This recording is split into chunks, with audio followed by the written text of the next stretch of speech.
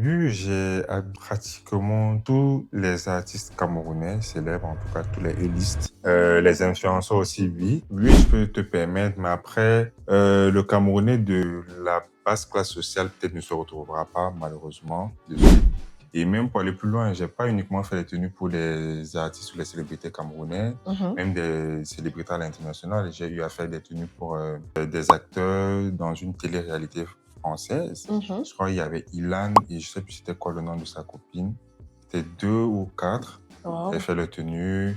Après, à l'international, il y a Taïk. Bah oui, lui, il est camerounais, mais il est aussi français, du coup. J'ai collaboré avec Monsieur Ebenezer Kepombia sur Madame, Monsieur, Ah bon? La bataille des Tu chéris. as habillé qui là-bas dedans? Parce qu'il y a des gens qui savent pas que, voilà, on a souvent des pannes de créativité. Et moi, j'en ai eu pendant plus de 3 ans où j'étais pas vraiment créatif. Ici, c'est Sonéka. Je te dis bienvenue sur ce tout nouveau podcast. Le podcast des créateurs, des rêveurs et des travailleurs dans l'ombre. Moi, c'est Dani, ta host, et j'espère que tu as passé une très belle semaine. On dit souvent que l'habit ne fait pas le moine. Pourtant, dans les faits, nous sommes bien souvent jugés par ce que nous portons avant même d'être écoutés pour ce que nous sommes. L'apparence parle. Elle raconte, elle affirme, parfois avant les mots. Aujourd'hui, je reçois un styliste camerounais qui a fait de cette réalité son métier et de plus encore sa vision. Quelqu'un qui a décidé de transformer l'apparence en art, en stratégie et en identité. Je vous laisse donc vous installer et on se retrouve juste après.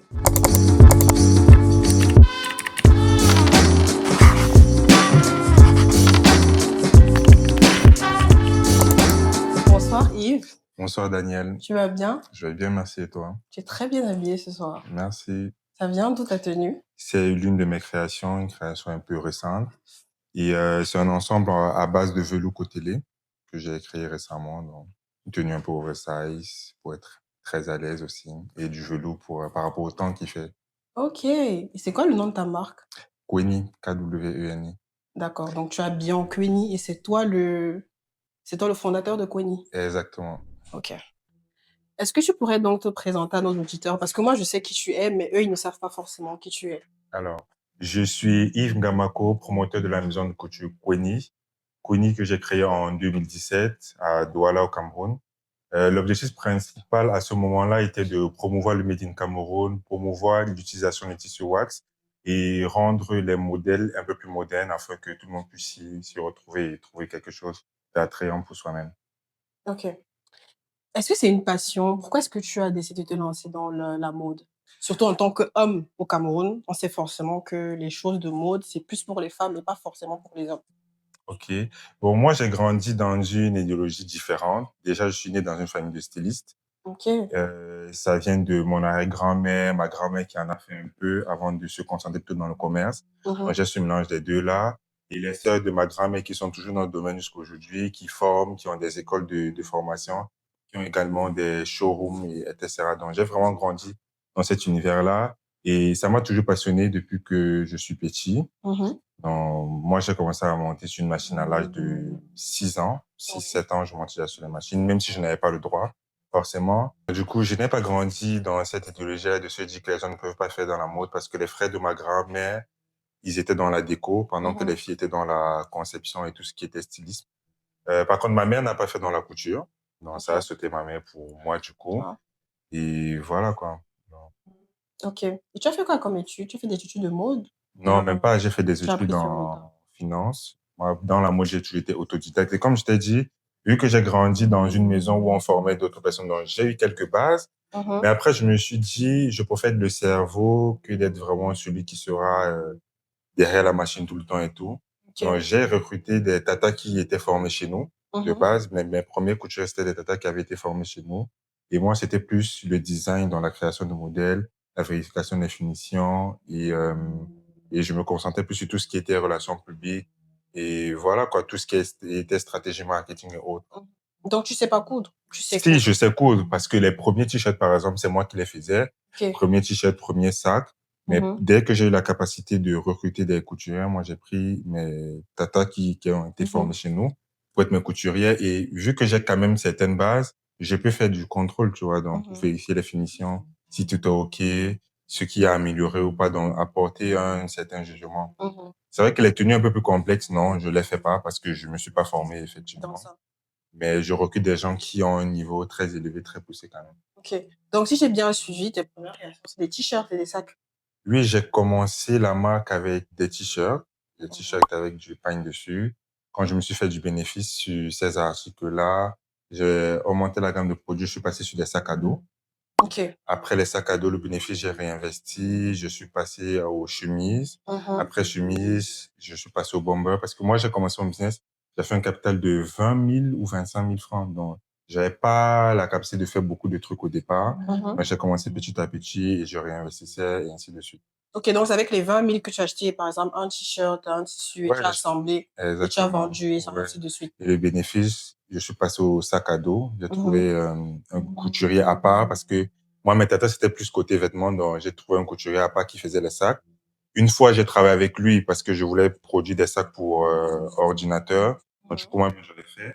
Et les sacs à dos, c'est lui qui les faisait initialement. Et j'avais commencé par 3 sacs à dos.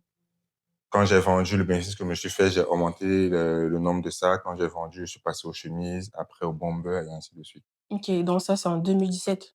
Ça, c'était en 2017, ouais. Donc, c'est vraiment là que la marque s'est développée, etc. Exactement. Ok. C'était quoi enfin, qu'est-ce qui était le plus difficile quand c'est la marque Kweni? Enfin, on va dire que c'était un t-shirt avec du pain. Mm. Qu'est-ce qui était difficile, en fait? Bon, au départ, la difficulté était vraiment de convaincre mon entourage, sans toutefois, parce que quand moi j'ai créé la marque, j'ai commencé sur Instagram. Quand j'ai créé la page Instagram, j'ai pas dit à mes proches que c'était moi. Ok. Donc, du coup, je faisais la com comme si de rien n'était. Certaines personnes découvraient quand je venais faire les livraisons, parce que pour moi, c'était une stratégie. Je voulais Mhm. pas que les gens achètent par affinité, mais que les gens achètent parce que ils avaient de l'intérêt pour cela et Oui. pour avoir après aussi des retours sincères, tu vois. Parce que Oui. quand tu achètes un truc par affinité, tu te dis non, je peux Des pas lui dire retours ci ou ça. objectifs. Non, je voulais vraiment des retours objectifs. Je voulais que les gens achètent parce que ils y étaient vraiment intéressés. Ok. Donc, la difficulté au départ était de pouvoir convaincre les jeunes, surtout, Mhm. de mettre du pain, de porter un t-shirt avec du pain dessus, mettre une culotte. Moi, j'étais déjà habitué à ça parce que j'ai plus ou moins grandi dans ça. Mhm. Et on avait souvent des événements, des mariages, des deuils, beaucoup d'événements et j'avais l'habitude de porter du pain. Et moi, j'aimais ça. Donc, Mhm. l'idée était de convaincre mes amis, mes proches, enfin, tous ceux qui étaient dans mon entourage de pouvoir porter ça. Et Ok. pour aller même plus loin, même localement, ce n'était pas encore accepté, comme aujourd'hui, de porter du Made in Cameroun, parce qu'il y avait trop une mauvaise image déjà des couturiers locaux. Il Oui. y avait certainement des problèmes de finition aussi. Donc, il y Mhm. avait moins de rigueur. Mais aujourd'hui, vu que le marché, il s'agrandit, il y a beaucoup plus d'acteurs, donc les gens ont déjà cette mentalité nous ne sommes plus les seuls à vouloir convaincre les gens de porter du Made in Cameroun. Il y a plusieurs Mhm. autres acteurs qui, à leur niveau, font de la communication, essaient de convaincre du monde et ça, c'est un peu plus facile aujourd'hui de vraiment se positionner là, se dire, OK, on va mettre du Made in Cameroun. Moi, je connais des gens qui ne portent que du Made in Cameroun. Pourtant, il y a 9 ans, c'était pas possible, quoi. C'était rare. Tu as dit un truc qui m'a un peu interpellée. Tu m'as dit que les couturiers n'avaient pas une très bonne image au Cameroun. Toi, tu penses quoi? Enfin, moi, je sais que les couturiers, généralement, ne suivent pas les deadlines. Ils te disent qu'ils peuvent réaliser un modèle alors que c'est pas le cas. Ils te boostent les prix. Enfin, tu connais. Comment est-ce que tu gères cette image-là, en fait? Quand quelqu'un vient chez toi, qu'est-ce qui fera en sorte que lui te fasse confiance et pas au couturier du quartier? Comment est-ce que tu vas convaincre la personne que moi, je peux te remettre ta tenue en temps et en heure avec les finitions nécessaires, pas comme le couturier du quartier qui va te dire non, je peux faire tel modèle alors que c'est faux. Bon, déjà, ce problème vient d'un certain niveau de manque de professionnalisme. Il y a des couturiers qui ont peut-être les compétences, mais qui ne sont pas forcément professionnels. Mhm, Il y en a qui ne savent pas exactement quel est le temps de production nécessaire pour faire une tenue. Donc, ils vont peut-être te dire 4 jours en se disant que, OK, peut-être ça me prendra vraiment 4 jours, mais au final, durant la réalisation, ça prend plus de temps. C'était pas forcément voulu, mais il n'a pas aussi anticipé. Ça, c'est un. Et de deux, il y en a qui ne prennent pas en compte les facteurs selon la position géographique, parce qu'il y a d'autres réalités. Il y a des coupes mhm, d'électricité, il y a les routes qui sont souvent pas accessibles. Parce qu'au Cameroun, par exemple, il suffit qu'il y ait une veillée un jeudi, on te barre la route, ça crée des bouchons, tu peux pas aller dans les marchés, mhm, sans compter les coupures régulièrement et tout. Donc, mhm, aujourd'hui, en tant que maison de couture, nous ne pouvons pas nous permettre d'avoir cette image-là. Nous essayons d'être un peu plus rigoureux et on maîtrise plus ou moins déjà le process. mhm. Donc, moi, je prends la peine quand même de noter tout le process du début jusqu'à la fin. Et ça me permet d'anticiper. Par exemple, un couturier du quartier, tu le verras, il va te donner un délai très court parce qu'il veut te satisfaire. Mais moi, tu vas venir chez moi pour une simple tenue. Je vais te dire non. C'est un mois parce que dans les un mois, je sais que j'ai le temps de confection. S'il y a des péripéties, je peux anticiper. J'ai le temps de faire la vérification du modèle avec toi. Si tout est OK, s'il y a Ok. des retouches, on pourra également les faire. On sait tout ça et je comprends d'une part aussi cela, c'est parce que ils n'ont pas la capacité de perdre un client. Ils n'ont pas, c'est un luxe de pouvoir se dire qu'OK, ce client ne respecte pas mes conditions, donc du coup, je le laisse partir. Mais eux, ils sont butés, tu vois. Ils n'ont pas assez de ressources, ils sont limités, ils se disent, ah, ils veulent tout faire en même temps et au final, on perd plus qu'on ne gagne. Ok, d'accord, je vois. Non, c'est mieux structuré alors. Oui, c'est mieux structuré, c'est pour ça que, enfin, au début, c'était peut-être pas autant structuré qu'aujourd'hui, mais au bout de 9 années et surtout que quand moi j'ai commencé le projet, j'avais une idée fixe de où est-ce que je voulais aller et où est-ce que j'aimerais encore aller plus tard. Parce que tu peux me fixer cet objectif-ci, mais au fil du temps, l'idée, je peaufine l'idée et après je refuse d'autres objectifs. Donc aujourd'hui, on est mieux organisé, mais nous, on a fait face à ça, hein. Moi, par exemple, j'ai eu un événement qui m'a vraiment permis de beaucoup plus me recentrer et restructurer, c'est que j'avais un client que j'appréciais énormément, j'avais du respect pour lui et tout. Et je n'ai malheureusement pas pu le satisfaire. Pourtant, il payait le montant qu'il fallait. Et moi, j'ai pas pu respecter les délais. Ça peut arriver à tout le monde. Et c'était il y a 3 ans, 3 ou 4 ans. Et pourquoi est-ce que j'ai pas pu respecter le délai? Parce que moi aussi, j'avais des délais par rapport à la confirmation de la commande. Ce D'accord. délai-là n'a pas été Bien respecté respecté. par le client. Je n'ai pas tenu rigueur par rapport à ça. Et au final, moi, ça m'a empêché de réaliser les vêtements à temps.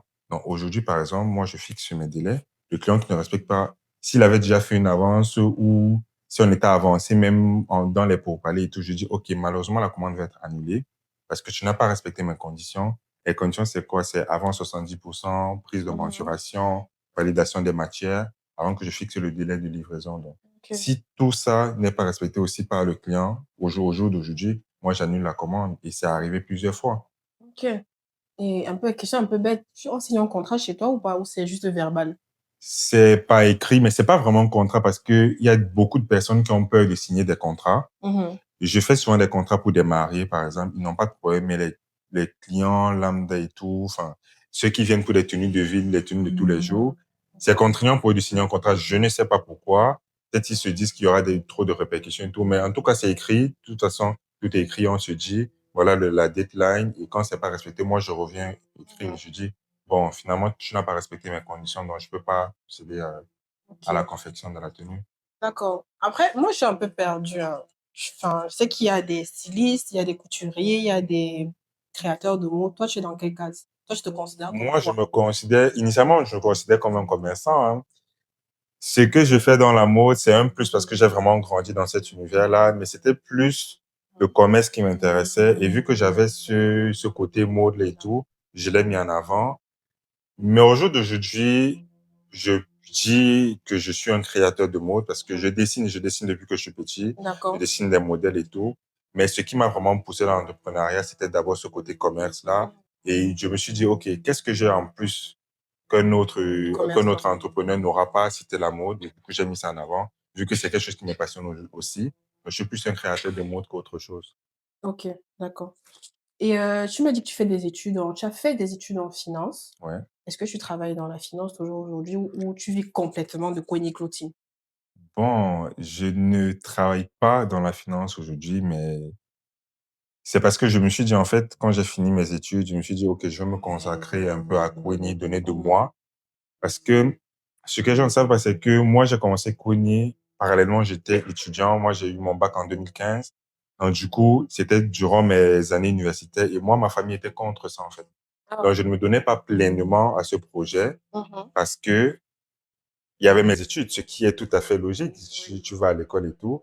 Mais je ne me donnais pas pleinement. Donc, depuis que j'ai eu mon diplôme, mon master en contrôle de gestion, je me suis dit, OK, je me concentre un peu sur ce projet-là. Je vais voir jusqu'où ça va m'amener et je vais voir ce que ça va donner, quoi. OK. Après, d'une autre part, aujourd'hui, j'ai le soutien de ma famille et tout.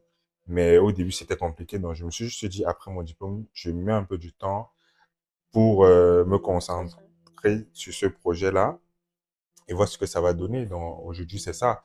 Mais en même temps, je recherche depuis peu. Je travaille en contrôle de gestion parce que je me suis dit, OK, j'ai quand même eu un diplôme. faudrait quand même que je travaille au moins 1 an Mhm. pour avoir ces deux visions-là. C'est vrai que j'ai fait des stages dans les cabinets comptables, dans des entreprises et tout. Mais là, je veux faire quand même 1 année au moins en CDI pour voir comment ça se passe et après, je continue dans mon projet. Ça veut dire que tu n'as pas 100% confiance en ce que Koueni peut t'apporter. Si, j'ai 100% confiance. C'est juste que j'aimerais que quand on est assis vraiment autour d'une table, que je me dise pas qu'à toi, tu n'as jamais travaillé, tu ne sais pas comment ça se passe, le fait de devoir sortir le matin, rentrer le soir à une certaine heure fixe. En fait, cette routine-là, parce que Mhm. en tant qu'entrepreneur, c'est vrai qu'on a un peu de pression et tout, mais on n'a pas cette même routine. Aujourd'hui, je peux décider de me lever comme je peux décider de pas me lever. Donc, je suis un peu plus flexible que quelqu'un Mhm. qui est sous contrat. Et je pense que ça me permettra aussi de me mettre un peu plus dans la peau de mes employés. Mhm. Donc, je vais me dire, OK, j'ai quelqu'un au-dessus de moi qui me donne des ordres, je dois respecter. C'est vrai que je le faisais déjà en stage, mais j'ai envie de faire cette expérience-là. J'aimerais bien faire cette expérience aussi en CDI, au moins 1 année. Et après, ça va pas m'empêcher de continuer pogner, hein. Mais aujourd'hui, j'ai quand même déjà mis certaines bases. Je peux faire autre chose Mhm. pendant que Pogny tourne toujours. Donc, aujourd'hui, Ok. c'est pas une contrainte. J'ai toute une équipe, on est plus de 10 dans l'équipe, donc Mhm. c'est pas une grosse contrainte aujourd'hui. D'accord. Et justement, tu as dit, quand vous êtes autour de la table, tu n'aimerais pas qu'on discute, toi, tu ne sais pas ce que c'est de se lever le matin, aller au travail. Est-ce que tu penses qu'il n'y a pas des préjugés justement sur des gens qui font ce genre de métier, qui entreprennent dans ce genre de métier, justement la mode, etc. Parce qu'on ne considérait pas ça comme des vrais métiers. Sinon, justement, des trucs à l'école, quand on faisait, c'était des trucs à côté, des points bonus. Mais c'est pas un truc que, comme tu as dit, tes parents n'étaient pas pour ça. Donc toi, comment est-ce que tu gères les préjugés sur ce genre de métier? Bon, moi, je dirais qu'aujourd'hui, c'est reconnu comme un métier parce qu'il y a plusieurs exemples, il y a plusieurs personnes qui ont réussi. On va voir Nana Wax, on va voir Emery Tchatchoua qui a créé trois paradis. Il y a plusieurs exemples à citer aujourd'hui qui sont Mhm. des modèles, comme dans le foot, on va dire, il y a Samuel Eto'o et tout. Donc, il y a plusieurs exemples à citer aujourd'hui. Donc, c'est un peu plus reconnu. Par contre, les familles sont un peu sceptiques. Ce qui est normal, hein, une famille ira beaucoup plus sur la sécurité, aie tes diplômes et après tu peux entreprendre comme tu veux. Au Mhm. moins, tu as déjà ce bagage-là. Et aussi, d'une autre part, l'entrepreneuriat n'est jamais, c'est pas quelque chose de fixe, en fait. C'est qu'aujourd'hui, tu peux être en haut, demain, tu es en bas. Par contre, si tu as quelque chose qui peut te permettre de te relever, c'est pour ça que c'est Mhm. important d'avoir les diplômes. Si à un moment donné, tu sens que ton business n'avance pas comme il faut, tu peux aller travailler afin d'avoir des ressources financières et réinvestir dans ton business. Parce que c'est aussi une difficulté de pouvoir faire grandir un business comme ça sans avoir les finances. Donc, je dirais pour la mode particulièrement, non. Avant, peut-être il y a 10, 15 ans ou peut-être 20 ans, c'était peut-être banalisé. Mais Mhm. aujourd'hui, il y a un peu plus de respect parce qu'il y a beaucoup d'exemples à citer de réussite. Des gens qui ont commencé par ça, ça a été un tremplin. Aujourd'hui, ils sont par exemple dans l'immobilier. Par Mhm. exemple, je reviens toujours sur Haïté Maureen, qui Mhm. est à Nanawak, par exemple. Elle a commencé par les vêtements, par sa marque. Aujourd'hui, elle est dans l'immobilier. Elle fait un chiffre d'affaires de plus d'un milliard, je crois. De francs CFA? En CFA, mais en euros, elle a plus d'1 million d'euros Ok. l'an, tu vois. Donc, Mhm. ça veut dire que c'est possible de réussir dans ce domaine. Et selon toi, alors, est-ce qu'il y a une vraie industrie de mode avec la présence de Nana Wax, etc., que ce soit même au Nigeria, avec qu'on voit ce qu'ils font. Toi, tu penses qu'il y a une vraie industrie de mode, comme par exemple à Paris, ou pas du tout? Ou c'est encore en pleine construction? Ou au Cameroun, En Afrique en en général? Afrique. En Afrique, oui, il y a une industrie de mode. Tu as cité par exemple le Nigeria qui est très avancé. Il y a la Côte d'Ivoire aussi qui a avancé. En Côte d'Ivoire, il y a plusieurs créateurs qui ont explosé vraiment à l'international. Il y a Mhm. Haïté Maureen, il y a Ibrahim Fernandez, il y a qui d'autre? Enfin, il y en a plusieurs. Au Sénégal aussi, Mhm. il y a la dame qui a Adama Paris. Il y a plusieurs exemples. Au Cameroun, c'est en train d'évoluer. On n'a pas Mhm. encore le niveau du Nigeria ou du Ghana ou de la Côte d'Ivoire, mais on est en train d'évoluer. C'est en pleine progression. Mais oui, oui, il y a une industrie. En Afrique, il y en a. Mhm. Moi, Ok. pour te dire, par exemple, à l'époque, l'un des défis que j'avais, c'était de diminuer, enfin, parce qu'il y avait une masse de personnes qui allaient confectionner leurs tenues, par exemple, au Nigeria et au Ghana, parce qu'ils se Mhm. disaient qu'au Cameroun, on ne pouvait pas les faire. Et je me rappelle bien, c'était des robes avec corset. Du Oui. coup, moi, je me suis dit, OK, ça doit être l'un de nos produits phares. On doit Mhm. pouvoir réaliser ce type de tenue afin que les gens partent au moins au Nigeria où ils Mhm. payent peut-être un peu plus ou peut-être moins. Je savais pas c'était quoi les prix, mais moi, je me suis dit, OK, on doit faire les corsets. Et quand on a reçu notre premier corset, c'était une grosse fierté pour moi et aujourd'hui, c'est ce qu'on vend le plus, quoi. Mhm. Ouais. Donc, c'est une signature chez toi, le corset? Oui. Tu corses bien, tu snatches bien Ouais, le ouais, corps. ouais, ouais. Ok, d'accord, je viens de te voir peut-être Il n'y a alors. pas de souci. Parce que quand c'est Snatch, là, c'est parfait. Ouais. Ok. Est-ce que tu penses qu'au Cameroun, il y a des idées reçues sur des hommes qui se lancent dans la couture? Je ne pourrais pas te dire, moi, en tout cas, j'ai jamais fait face à des préjugés. Préjugés? En tout cas, face to face, jamais. Mhm, Après, je suis pas quelqu'un qui est très actif sur les réseaux. Donc, je suis pas sur Facebook où on va peut-être te balancer des trucs de toi à travers. Donc, moi, en tout cas, je n'ai jamais reçu un message déplacé par rapport à ça. Je mhm. n'ai jamais eu en face de moi quelqu'un qui m'a mal parlé. Déjà que je suis assez rare, je suis pas partout à la fois et tout.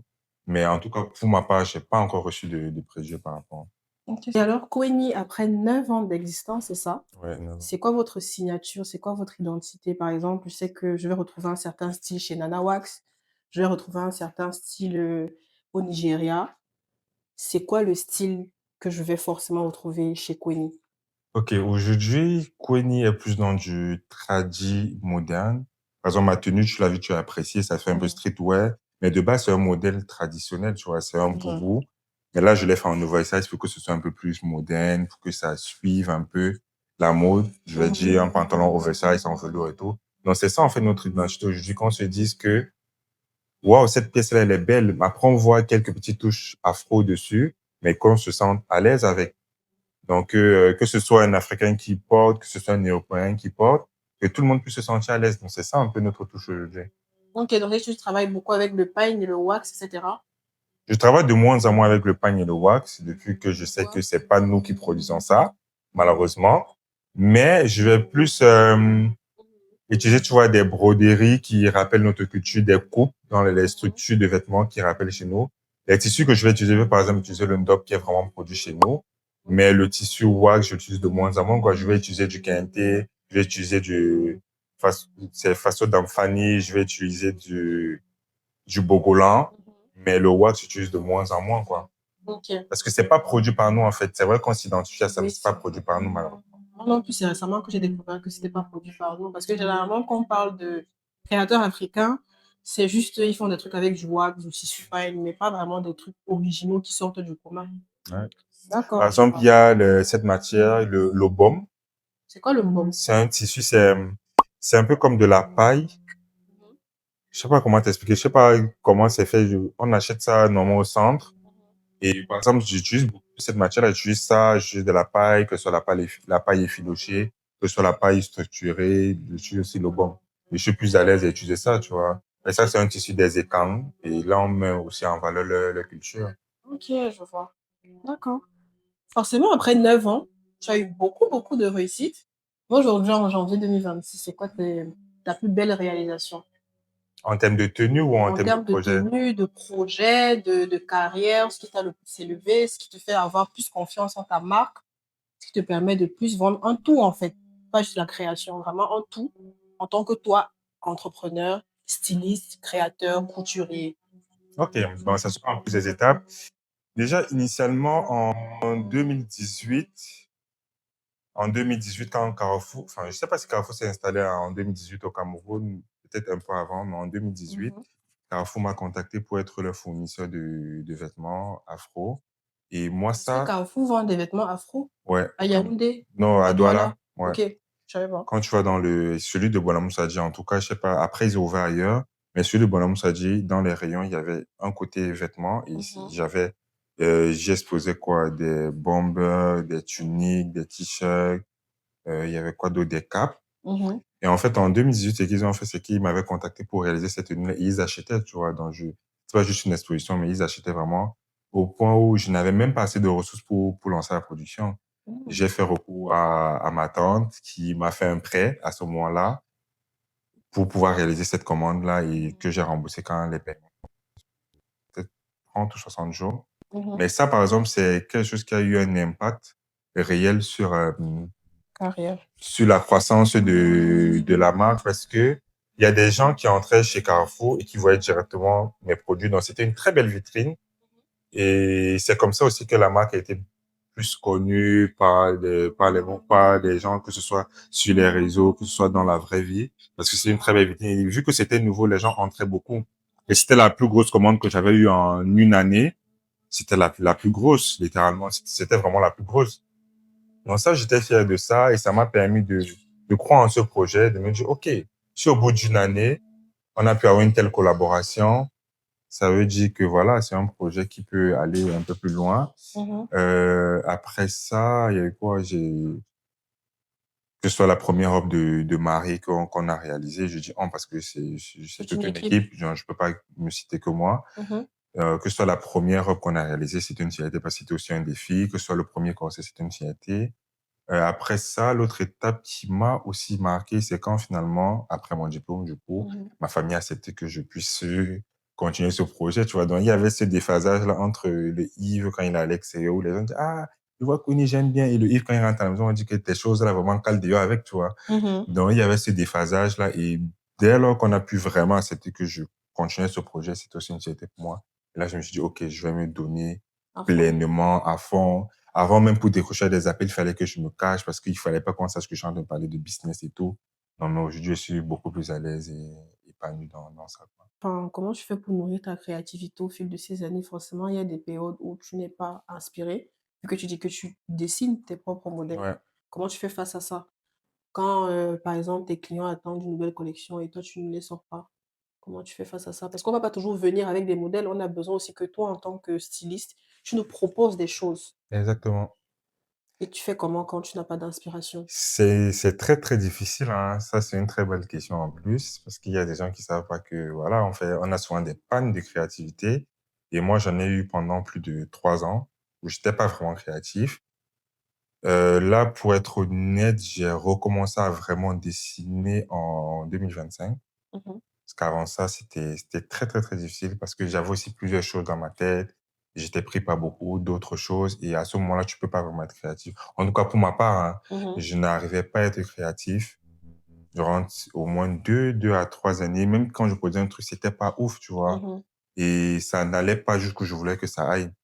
C'est difficile parce que en même temps, tu vois d'autres marques qui sont assez challengeantes, qui créent, qui proposent des tenues vraiment très belles et tu te dis: «J'arrive pas à créer depuis là», mais bon, je me suis refermé sur moi-même, je me suis concentré, j'ai essayé de noter un peu, ben, enfin, dans mon cahier, un peu dessiner tout ce qui pouvait m'inspirer. Et à partir de ça, j'ai commencé à créer des modèles, quoi. Donc, Mmh. ouais, c'est très difficile, mais bon, à ce moment-là, je peux rien faire d'autre. Ceux qui viennent avec le modèle, je peux faire des ajustements pour que ça ressorte toujours une création, mais effectivement, j'ai fait au moins 2 années ou 3 sans vraiment créer de nouveaux modèles qui étaient waouh, quoi. Mmh. Et justement, depuis que tu as eu enfin, tu es un peu plus créatif, est-ce que tu t'es dit: «Je vais commencer à sortir des collections après chaque 1 an, chaque 2 ans», ou bien tu vas juste, comme ça, au Non, pif? en vrai, je me donne pas des deadlines. C'est peut-être mal, mais je vais vraiment au pif. Je peux me lever demain jusqu'à quand je vais lancer une collection Mmh. et je la lance. Ou alors je peux faire une tenue pour quelqu'un qui a pas mal de visibilité, ou une célébrité, ou un influenceur. Et à partir de ça, comment est-ce que la tenue est perçue par son public? Ça déterminera si je produis plusieurs pièces de ce modèle-là ou pas. OK. C'est ça. Moi, je suis quelqu'un, je travaille beaucoup plus au feeling, hein, que Mmh. à une certaine organisation. Donc, si là, je me dis, OK, il faudrait qu'on sorte une nouvelle collection peut-être dans une semaine.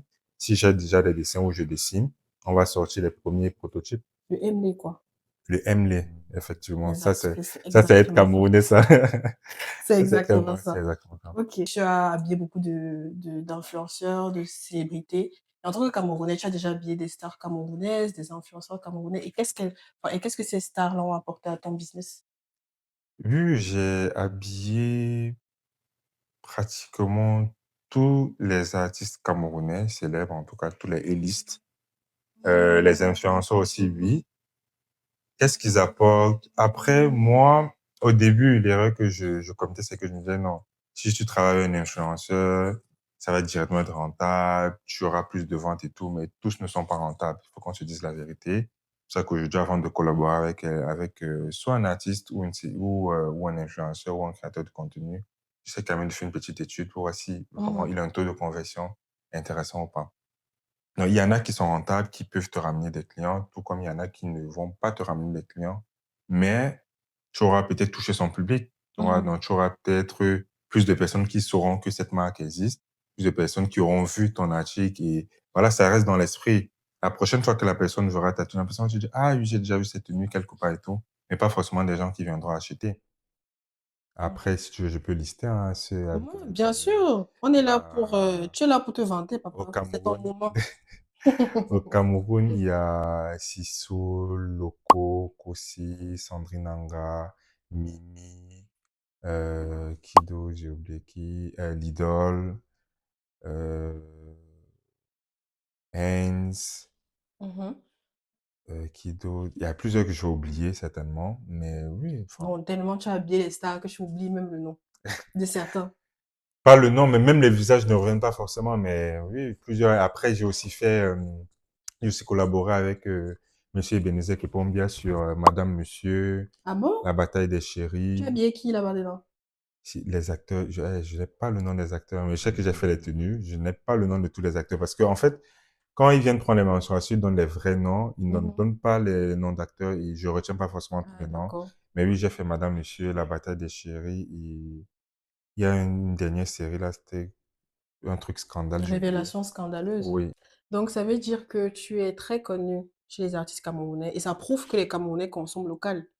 Bon, c'est la marque qui est connue, hein, pas moi. J'essaie de dissocier les deux, mais oui, la marque est plus ou moins connue dans le milieu artistique camerounais, Mmh. enfin au Cameroun de manière générale. Ouais. Est-ce que tu as utilisé une stratégie en particulier ou tu vas juste dire que c'est la chance que tous ces stars-là te Non, après, contactent la marque? c'est stratégique quand même. Mmh. Après, j'aimerais aussi dire, il y a de la grâce, peut-être, et du travail aussi. De Mmh. toute façon, si tu travailles, les gens vont parler de toi, et ça va vraiment du bouche à oreille. Tu as un premier contact, de tout contact qui te recommande une personne, et ainsi de suite. Et même pour aller plus loin, j'ai pas uniquement fait les tenues pour les artistes ou les célébrités camerounais, Mmh. même des célébrités à l'international. J'ai eu à faire des tenues pour il y avait des acteurs dans une télé-réalité française. Mmh. Je crois qu'il y avait Ilan et je sais plus c'était quoi le nom de sa copine. C'était deux ou quatre. Elle Waouh! fait le tenue. Mmh. Après, à l'international, il y a Taïk. Bah oui, lui, il est camerounais, mais Mmh. il est aussi français, du coup. Il y a qui d'autre? Il y a pas mal là, du coup, tous les noms ne me reviennent pas, mais ouais, Mmh. c'est un peu ça. Donc, c'est ne pas uniquement au Cameroun.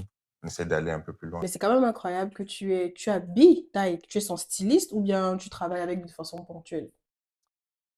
Il a déjà un styliste en interne. Mmh. Et moi, je crée plus des tenues pour lui. Après, ça dépend du besoin.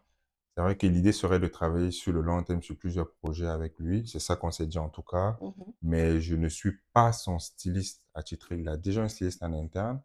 Et c'est vrai que le travail de styliste, peut-être certaines personnes ne savent pas, le travail de styliste, c'est plus trouver des pièces, proposer des looks et tout. C'est pas forcément la conception des tenues. D'accord. Alors que moi, je vais proposer des designs et créer Mmh. la tenue pour lui. Donc, OK. c'est ça qui est différent. Donc, il a son styliste en temps plein et avec moi, on collabore de temps en temps. L'idée, c'est qu'on puisse collaborer comme ça chaque fois qu'il y aura le besoin. Parce Mmh. que ce look un peu afro-descendant et tout, c'est pas tous les jours, tu vois. D'accord. Donc, quand il a le besoin, je pourrais dire que oui, il viendra vers moi. Et dans les projets récents de Taïk, est-ce qu'on peut voir tes créations? Oui, oui, oui. Son dernier clip, il s'appelait Taïk. C'est moi qui ai fait toutes les tenues. Ah! Enfin, OK, les super. tenues en dope. Sa tenue, celle de sa mère, celle de son fils, la tenue de son père qui est aussi dans le clip. Mmh. Après ça, il y a eu son concert pour Red Bull, un Mmh. concert live, j'ai fait sa tenue. Il avait une seule tenue, il y avait une cape, c'était une tenue 3 pièces, c'est moi qui ai fait la tenue. Waouh! Et récemment aussi, pendant les tournages de The Voice, Mmh. j'ai fait également des tenues pour lui que vous verrez quand... Mmh. Ça va sortir. Ouais, En tout cas, moi, j'ai regardé le Red Bull et c'est très bien. merci, Franchement, les tenues étaient très c'était bien. merci J'ai beaucoup. aimé la vibe et tout, enfin, c'était pas trop, le cliché de: «On va mettre le wax, on va mettre le Exactement, tissu». c'est de ça que je parlais C'était tout un à truc l'heure. structuré, on peut même presque se dire que c'était du prêt-à-porter, hein. Mm, Franchement, mm. c'était, bravo. Merci, c'était ça l'idée, c'était d'avoir une tenue vraiment tradie moderne, comme je dis depuis, un Mmh. peu traditionnelle et un peu plus de modernité. Mmh. Là, sur sa tenue, peut-être la coupe, le fait d'avoir une cape, ça, ça ramenait à la culture et aussi le masque. Mais le Mmh. reste, c'était vraiment tout ce qui était moderne, un peu luxueux, avec des strass, des cristaux et tout. C'était ça l'idée, c'était qu'on ne soit pas trop dans le cliché de le pain, tout ça. Mmh. Ouais. OK, c'est très bien. On espère que demain tu pourras peut-être pourquoi pas habiller des stars américaines? Parce C'est que ça ton kiff est l'objectif, déjà quand hein. même là. Ouais, ouais, c'est Franchement, vraiment félicitations à l'objectif. Queenie pour ça. Merci. Ok, donc tu habilles Tyke, tu habilles Mimi, tu habilles Sissoul, etc.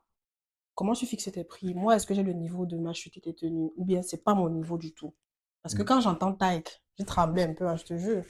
Est-ce que moi, je peux me permettre d'acheter tes tenues en Oui, oui, tant qu'une Camerounaise lambda?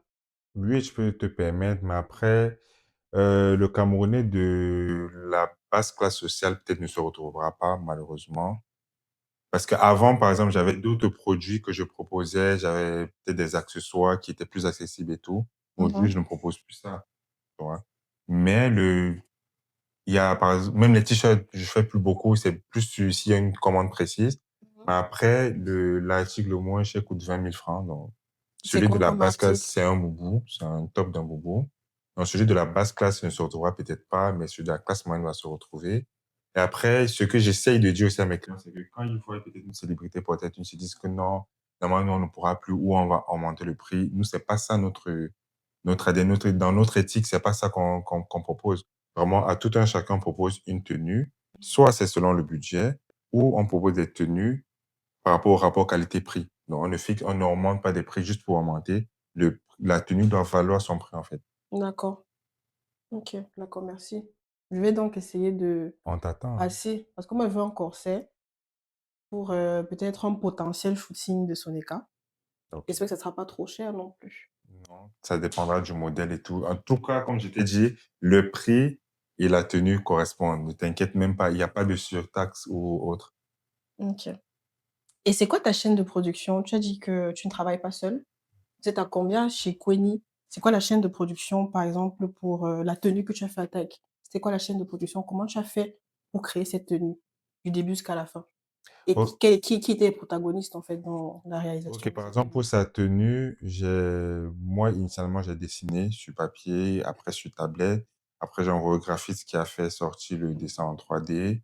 Après le graphiste, j'ai une personne qui va faire le sourcing, donc trouver les matières et tout. Après, celui du sourcing, il y a une personne qui est dédiée à la confection des pantalons, il y a une personne qui est dédiée à la confection des tops parce que lui, le haut qu'il avait à l'intérieur, c'était plus comme une veste sans manches. Il y a une personne précise pour faire cela. Après, il y a un brodeur, et parce que le masque était brodé avant qu'on ne fasse les décorations. Non, il Mhm, y a un brodeur qui a fait la broderie sur la tenue. Et après, il y a une fille qui est spécialisée dans le perlage. Donc, mhm, vu que sur toute la broderie, en fait, il y avait des cristaux à mettre à la main, c'est elle qui fait ça. Tout ce qui est décoration, en tout cas, c'est elle. Je fais que mhm, la décoration. Et après, je contrôle les mhm. tenues. Voici la taille, les mensurations étaient respectées, si les finitions sont OK. Après, on procède à la livraison. D'accord. Bon, avant la livraison, il y a l'essayage, bien sûr, et tout. Et c'est moi qui fais les essayages. Pour ce cas-là, par exemple, je fais les essayages. Et c'est en fait toute cette de production-là. Ok. Moi, personnellement, je pense que la culture ou la créativité, ça peut être utilisé comme un levier de développement en Afrique. Est-ce que toi, tu penses que c'est le cas? Et comment est-ce que tu penses que le secteur de la mode pourrait aider, par exemple, le Cameroun à évoluer de façon économique? La mode est effectivement un levier de développement, la créativité aussi. Après, il faut pouvoir bien l'utiliser, cette créativité-là. Parce qu'il y a des gens qui ne vont pas vraiment au pic de leur performance, il y a des gens qui ne donnent pas tout. Et tu vas pas faire un gros mouvement si tu ne te donnes pas. Et maintenant, comment est-ce que la mode pourrait aider au développement du Cameroun? Bah, déjà en créant de l'emploi. C'est déjà pas mal Mhm, de pouvoir limiter le taux de chômage. Et le fait aussi de valoriser notre culture à l'international, ça incite à plus de tourisme parce qu'il y a des mhm, gens qui commencent à découvrir le Cameroun même à travers des vêtements, hein, les matières qu'on utilise et tout. Puis ils se disent, OK, on aimerait bien visiter le Cameroun.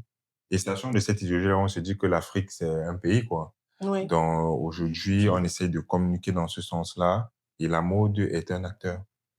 ok, d'accord. Et toi, tu penses que tu as déjà contribué à ça? Je contribue à ça, ouais. Depuis la première année, je contribue à ça.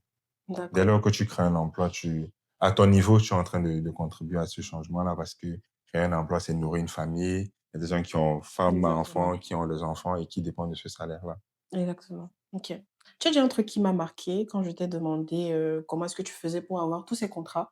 Tu as dit que c'était grâce, donc ça veut dire que tu crois en Dieu. Oui. Comment est-ce que tu fais pour aligner ta foi et la mode? Parce que généralement, c'est que ces milieux-là ne sont pas considérés comme des milieux assez, lisses. On va pas se mentir, soyons vrais. Beaucoup de personnes ont des préjugés de ce qui peut se passer à l'intérieur et cetera. Toi, en tant que chrétien, comment tu fais pour aborder ça? Comment est-ce que tu fais pour rester aligné avec ta foi et ce que tu produis? Ou alors, ou même un simple exemple, est-ce que tu pourrais, par exemple, accepter de créer des vêtements «vulgaires» entre guillemets pour femmes? Est-ce que tu penses que c'est aligné avec ce que tu as, avec ta foi? Ou est-ce que tu t'en fous et tu te dis: «Bon, tant que j'ai mon cachet, je suis capable de créer n'importe quelle tenue»? Non, je peux pas créer n'importe quelle tenue. Après aussi, ça dépend de ce qu'on appelle vulgarité, parce que la vulgarité n'est pas vue de la même façon par tout le monde. Mmh. Et des tenues qui exposent, par exemple, toutes les parties intimes d'une femme, je ne vais pas produire OK. cela. Je vais prouver parce que non seulement ça ne coïncide pas avec mes valeurs, Mmh. ça ne met pas en avant l'image et l'identité aussi de ma Mmh. marque, parce qu'après, il faut qu'on reste dans notre identité. Ça ne met pas en valeur cette identité-là. Et pour moi, c'est dévalorisant, tu vois. C'est pas bien de dévaloriser la femme. Parce Mmh. que je dis, si on fait les tenues, c'est les femmes principalement qu'on habille. C'est vrai qu'on habille des hommes, mais généralement, les hommes qui viennent, c'est parce qu'une femme les a attirés ou leur femme a dit: «OK, allons chez telle personne». Donc moi encore, je peux pas être un acteur de cette dévalorisation-là. D'accord. Ma foi, comment est-ce que ma foi m'aide dans mon travail? Bah, je vais déjà dire que la créativité, pour moi, ma créativité vient peut-être de la foi Mmh. Je et pense que ma c'est un foi don que ouais, Dieu t'a donné. ouais, c'est un don déjà et ma foi m'aide aussi à traverser certains obstacles, à rester serein, à rester droit dans mes bottes. Mmh. Parce qu'en fait, moi, je me dis qu'il y a un être suprême, il y a des combats que je ne vais pas mener et que si quelque chose me dépasse, parfois je reste tranquille, je me dis: «Ah, le Seigneur va gérer pour moi», tu vois? Et heu, cette aisance-là de se dire ça avant, je ne l'avais pas, hein, j'avais pas autant de foi et c'est Mmh. au fil du temps et depuis peu, moi, je dis: «Non, moi, je laisse tout entre ses mains» et heureusement pour moi, tout finit par bien se passer. Parfois, je fais face à des situations pour lesquelles je n'ai aucune solution, je n'ai aucune idée. Je dis juste, je remets tout entre les mains de Dieu, c'est lui qui va gérer et finalement une situation se débloque. Ça se passe Parfois en toujours moins bien. de 24 heures, parfois en moins de 12 heures même. Mmh. Non, ça dépend. Moi, je dis juste que c'est la foi et la foi sauve énormément. Je suis d'accord. OK. Donc forcément aussi, malgré la foi, tu as dû passer par des échecs. Oui, Comment est-ce que tu fais pour faire face à des échecs, surtout en tant que toi qui es, entrepreneur? Pourrais tu battre sur quelqu'un d'autre, tout retombe sur toi parce que c'est toi le fondateur de Queni. Comment exactement. tu fais face à des crises financières? Comment tu fais face à le fait que des employés ne soient pas enfin, tes employés ne soient pas satisfaits? Comment tu gères tout ça en tant qu'entrepreneur? Bon, déjà, les échecs, il y en a tellement, tellement en 9 années, j'ai fait face à pas mal d'échecs. Moi, ce que je vais dire, c'est que, heureusement pour moi, je suis plutôt bien entouré. Donc, parfois, j'ai le moral vraiment très, très bas, vraiment au plus bas niveau. Plusieurs fois, j'ai dit que je voulais arrêter ce projet. Il y a une fois où j'étais vraiment décidé à arrêter, mais ce sont mes amis qui m'ont dit non, n'arrête pas. Nous, on croit en toi, tu peux le faire et tout. Et sur au moins 3 semaines ou un mois, ils m'ont remonté le moral. J'étais vraiment à bout, hein. J'avais même Mmh. appelé mes employés. Je leur ai dit non. Vous savez quoi, moi là, je vais arrêter parce que déjà mentalement, c'est une grosse charge. Et moi, c'est comme si en fait, ma vie était. En stand-by. Ouais, tu vois, en fait, c'était toute ma vie. Ça me prenait trop de temps. J'avais pas été plus présent même pour ma famille. Je devenais déjà distant de ma grand-mère qui est mon être préféré. Donc, il y avait Mmh. tellement de trucs. Et en plus de ça, tu te trouves peut-être en train de... C'est arrivé presque quand j'ai déçu le client dont je te parlais précédemment. J'ai tellement pleuré pendant des jours et tout. J'arrivais même pas à manger. Je me suis dit, non, je vais arrêter. Parce que non seulement tu déçois les gens, non seulement tu es loin de tes proches, tu n'es plus toi-même, tu n'as pas une routine, tu n'as pas... Enfin, rien n'était carré, tu vois. Donc, je me suis dit, je devais arrêter. Mes amis, je me rappelle très bien. Et ça, je vais jamais l'oublier. J'ai plusieurs amis qui m'ont dit, non, n'arrête pas. Ils m'ont donné des mots pour me motiver et tout. Mmh. Et après, par rapport à mes employés, moi, j'essaie d'être très transparent avec mes employés. Ben, les crises financières, on a fait face. Mmh.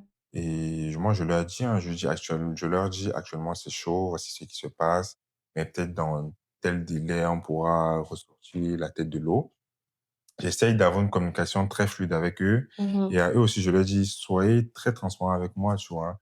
si vous faites face à des difficultés, même que ce N'hésitez soit pas. dans vos vies, je ne demande pas à entrer dans votre vie privée, mais tout ce qui pourrait empiéter sur votre santé mentale, sur votre capacité ou bien sur votre concentration au travail, il faut me dire, tu vois. Mmh. Parce que parfois, il y en a, l'enfant est malade, on ne sait pas ce qu'il a, il faut voyager pour aller voir la famille, il faut ci, il faut ça. Moi, j'essaie de gérer au mieux, quoi. En tout cas, moi, dans ma façon de faire les choses, j'essaie d'être tout vrai, transparent et de bien communiquer, que ce soit avec mes équipes, que ce soit avec mes proches et tout. En tout cas, si tu t'en sors, c'est déjà bien parce que Ah, beaucoup on de n'a plus le choix, personnes on dirait qu'on est mouillé là. Il n'y a pas de mouillé, mouillé c'est mouillé, sec. pas de Voilà. mouillé sec, mais il y a beaucoup d'entrepreneurs qui lâchent quand ils arrivent à ce niveau-là. Aujourd'hui, en vrai, j'ai pas le choix, hein. Aujourd'hui, j'estime que j'ai plus le choix de lâcher. Parce que quand même, au bout de 9 années, si tu lâches, c'est que toi-même, tu ne croyais pas en toi, en fait. Tu penses? Enfin, je pense, hein. Aujourd'hui, moi, je me dis, si je rencontre une difficulté, j'essaie de trouver une solution. Et je vais plus loin. Aujourd'hui, j'anticipe sur les problématiques. Mmh. Aujourd'hui, je me dis, OK, demain, si je fais face à telle situation, peut-être j'aurai tel problème. Je commence à anticiper. Mmh. J'essaie d'avoir une vision vraiment sur le long terme. Et c'est toujours ce que j'ai fait depuis le départ. C'est en fait, je me projetais, je me dis, OK, dans 5 ans, je pense que je serai à tel stade. On pourra faire face à quelle difficulté? Parce que tu peux aussi être victime de ton succès. Aujourd'hui, par exemple, tu m'as parlé des États-Unis. Je n'ai pas voulu trop parler de ça. Mais Mmh. si aujourd'hui je veux travailler des artistes aux États-Unis, des célébrités américaines, C'est je la peux. J'ai possibilité. un contact qui me mettra en contact avec plusieurs artistes, mais je ne suis pas en capacité de les satisfaire pour le moment, tu vois. Et je pense que je serais peut-être victime de mon succès à ce moment-là, parce que s'il y a des demandes, j'ai une capacité de production, il faudrait que j'augmente cette capacité de production-là. Donc, quand je me sentirai prêt pour cela, je vais mettre en place ce levier-là de croissance. Mais moi, je dis, il faut juste trouver la bonne stratégie, pouvoir recruter les bons membres de ton équipe, pouvoir avoir les bons process, toujours se remettre en question, remettre son travail en question, essayer de s'améliorer. Moi, je pense qu'on peut. Et aujourd'hui, je prends exemple sur ceux qui ont réussi dans ce domaine-là Mmh. et j'essaye d'écouter, par exemple, le podcast. Mmh. S'ils ont des livres, j'essaie de lire pour voir aussi quels sont les problèmes auxquels ils ont fait face, à quel stade de leur développement et je peux anticiper ou je peux mieux gérer, moi, mes crises. Mmh. Donc moi, c'est ce que je fais. OK. Et mais je viens de penser à quelque chose. Est-ce que tu as déjà eu à travailler avec Iman ici ou pas du tout? Iman ici, non. On n'a jamais collaboré ensemble, mais on a déjà eu à parler. J'ai eu à lui présenter ma marque, mes produits. Il est passé dans mon stand. C'était lors de Mbo à Paris. Mmh. Et il était plutôt très, très, très, très simple, très ouvert. On a beaucoup échangé ce jour-là. Et pour moi, c'était édifiant, quoi. OK, donc ça veut dire que prochainement, on va te voir aussi à la Fashion Week comme lui? Oui, c'est un projet, c'est un projet. Comme j'ai dit, il faut faire les choses au bon moment, quoi. J'aurais pu aller à la Fashion Week il y a des années et tout. Même là, je ne sens pas prêt à la Fashion Week cette année, mais peut-être l'année prochaine. Parce que moi, je me suis dit, il y a plusieurs événements auxquels j'aimerais participer durant la 10e année de Kony. Pour moi, c'est important de participer à ces événements-là. Même organiser mon premier défilé parce que jusqu'ici, j'ai jamais organisé un défilé de moi-même. Je fais des défilés durant des événements, mais moi-même, je n'ai jamais organisé un défilé. Donc, ça, c'est un projet pour l'année 2027. Donc on arrive bientôt à la fin. Moi, je vais te poser une toute petite question. Quel conseil vas-tu donner à quelqu'un qui veut se lancer dans la mode, mais ne connaît rien à l'entrepreneuriat? Il sait juste qu'il aime dessiner, il aime coudre, mais il ne sait pas ce que ça implique d'avoir une marque de vêtements. Moi, je dirais que il faudrait se former. Faut déjà savoir, parce que coudre, c'est pas tout le monde qui sait forcément tout coudre, hein. Il faut Mmh. savoir ce en quoi tu es fort. Et c'est pour ça que moi, Tu j'ai as délégué. regroupé, j'ai recruté des gens autour de moi. Chacun a sa spécialité. Tout le monde fait pas la Mmh. même chose. Ça, c'était vraiment pour avoir le meilleur de tout un chacun. Et après, vu que moi, je faisais des études, j'avais des cours d'entrepreneuriat. Moi, j'ai fait des études dans la finance. Donc, ça Ça a m'aidait un peu beaucoup aidé. à mieux manager mon projet, que ce soit au niveau de la comptabilité, que ce soit au niveau de la gestion des coûts et tout. Mmh. Donc, il faut impérativement se former. Et se former, ça permet de limiter certaines erreurs. Mmh. C'est vrai, quand tu commences petit, tu peux faire des erreurs, tu te dis, OK, on tombe, on se relève et tout. Mais plus le temps passe, ces erreurs-là ont une valeur très importante. Donc, pour moi, tu te formes. Quand tu es prêt du côté entrepreneuriat, si déjà au niveau des compétences dans la couture et tout, tu as tous les skills, ça va, là, tu peux te lancer et Mmh. toujours rester à l'affût de l'information, toujours rester actif, participer à des événements. Moi, quand j'ai commencé 3 mois après, j'étais au DOMAF qui était le Douala Music Art Festival, un Mmh. truc comme ça. Et direct, je me suis lancé, tu vois. Donc, je me suis dit, OK, c'est un challenge. J'avais pris un petit stand, je me rappelle, mais moi, ne me permettais pas de prendre un grand stand. J'ai pris un petit stand et je rencontrais des clients, échangeais avec eux. Ils me faisaient leur retour sur les finitions des produits que je proposais. Ils me disaient, non, vous pouvez améliorer ici, là et tout. L'année qui suivait, j'ai repris le stand pour le même événement. Les retours étaient différents. La troisième année, je me rappelle, j'ai pris le plus grand stand. Donc, ça montre aussi l'évolution qu'il y avait. Et ça m'a permis de vraiment créer un vrai carnet d'adresses parce qu'il y a beaucoup de personnes qui participent à cet événement-là. Et en même temps, je participais à d'autres événements. Peut-être je ne me rappelle pas du nom. Je vais certainement me rappeler du nom des événements marquants. Parce que Dommage aussi était d'une très grande aide dans l'évolution de mon entreprise. Parce que j'ai rencontré par exemple Gervais Gongan, qui était vraiment celui qui m'a mis en relation avec le plus de célébrités au Cameroun, que ce soit célébrité, que ce soit personne connue, que ce soit personne influente. Il a vraiment été celui-là qui me mettait en contact avec tout le monde. J'ai rencontré aussi l'idole pendant le Dommage. J'ai rencontré plusieurs personnes avec qui je suis toujours en contact jusqu'à aujourd'hui. Et c'est quoi alors le plus beau conseil que tu as pendant ces 9 ans de carrière? Moi, le plus beau conseil, ça a été de croire, hein. On m'a conseillé de continuer, de croire, parce que si j'avais pas eu ces conseils-là, de continuer, j'aurais arrêté. En vrai de vrai, parce que d'une part, tu as ta famille qui n'est pas pour le projet, d'une autre part, tu as des essais, d'une autre part, tu as des difficultés. En plus, moi, j'ai commencé, j'étais jeune, j'avais quoi, 17 ans, mais voilà. Les jeunes quand Moi, c'était le plus gros conseil, c'était de croire en ce que je fais, de me perfectionner aussi. même. Après, je reçois des conseils aussi tout le temps, tu vois. Et moi-même, je me remets beaucoup en question. Que ce soit par rapport à mon business, que ce soit moi-même dans la vie de manière générale, je me remets beaucoup en question. J'essaie toujours de donner le meilleur de moi-même. Et ça, c'est important parce que il y a des gens qui n'ont pas la capacité de se remettre en question et de pouvoir se dire que je fais une rétrospection et j'essaye de donner le meilleur de moi, de m'améliorer, quoi. Il y a plusieurs personnes qui n'y arrivent pas, pourtant c'est important. C'est important d'être réaliste avec soi-même. Mmh. D'accord. OK, moi, c'est tout pour moi. Déjà, je te remercie encore d'avoir accepté l'invitation de Sonika, Merci à qui toi est pour un tout nouveau l'invitation. podcast. Tu nous as fait confiance et j'espère que quand tu vas revenir sur le canapé de Sonika, ça sera pour faire des masterclass, pourquoi pas. Ok, Aider tes avec jeunes plaisir, frères hein. camerounais dans la mode, aller apprendre les codes de l'entrepreneuriat culturel. Parce que je pense qu'on manque un peu de codes de l'entrepreneuriat culturel parce que c'est pas la même approche quand tu fais dans l'immobilier, Exactement. etc. Mais toi, avec tes 9 ans d'expérience, tu as déjà les codes précis pour pouvoir un peu essayer de réussir dans le domaine de la Exactement, mode. exactement. Donc, vraiment, merci encore d'avoir accepté mon Merci invitation. à toi pour J'espère que l'invitation. tu as aimé ce moment. Ouais, j'ai aimé et je te souhaite beaucoup de réussite dans le podcast, que plusieurs personnes puissent venir s'asseoir sur ce canapé, échanger avec toi, partager leurs expériences parce que c'est important de partager. Ça permettra aux autres aussi de s'identifier, d'apprendre de nos erreurs, de croire aussi en ce qu'ils font parce que quand tu as des exemples, ça te C'est plus permet de croire, facile. ouais, c'est plus Ça facile te permet de de te voir que c'est projeter. possible. Ouais.